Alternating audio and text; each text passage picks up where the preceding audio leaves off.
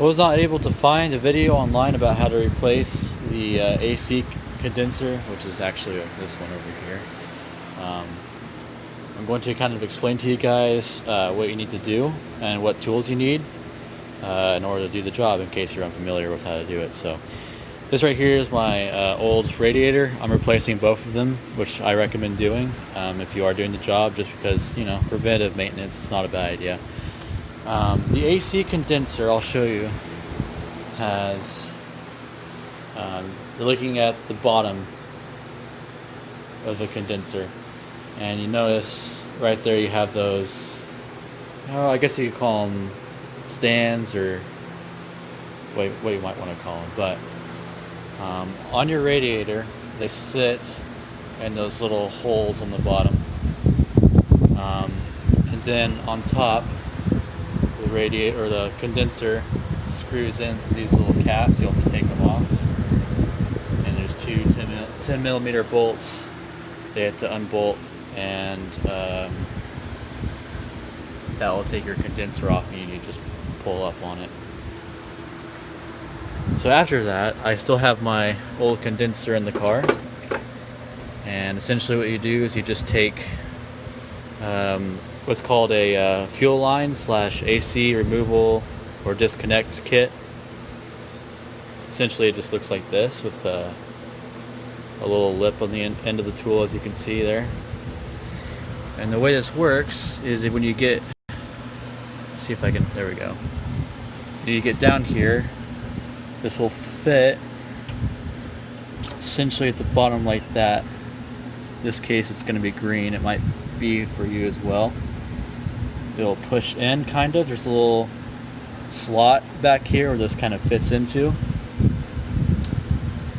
You'll push until you feel it click. I'm going to go ahead and do this off camera.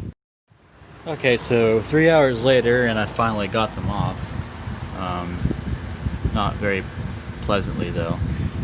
I had to use these connectors that kind of go in the back, like I showed you. For me, it didn't look like it was working, because the videos I've seen, there's a little click sound when you push in on them, and I wasn't getting any feedback, so I tried getting something different, and it was about the same result with these.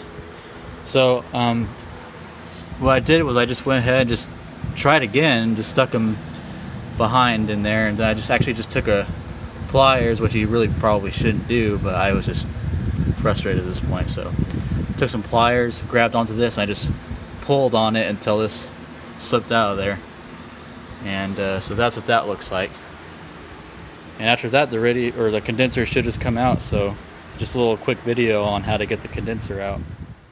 Okay, so this is kind of important. I wanted to update you guys. It's kind of a mess, but this is the old condenser, and this is the new one. So here's the important thing. On top of, I believe this is called the dry canister. I actually don't know, but there's going to be a sensor on top here. This sensor is responsible for detecting your AC pressure. If it detects that there is AC pressure, it will send a signal to your compressor to turn on. So very important. You need to be able to have this, or else your AC compressor will probably not turn on. So if your new condenser comes with a little bolt on top here, you're going to take it out. You're going to take your sensor from your old condenser, and you're going to screw it in. By the way, that right there is a, where did I see it? I think it's on this side. 15/16.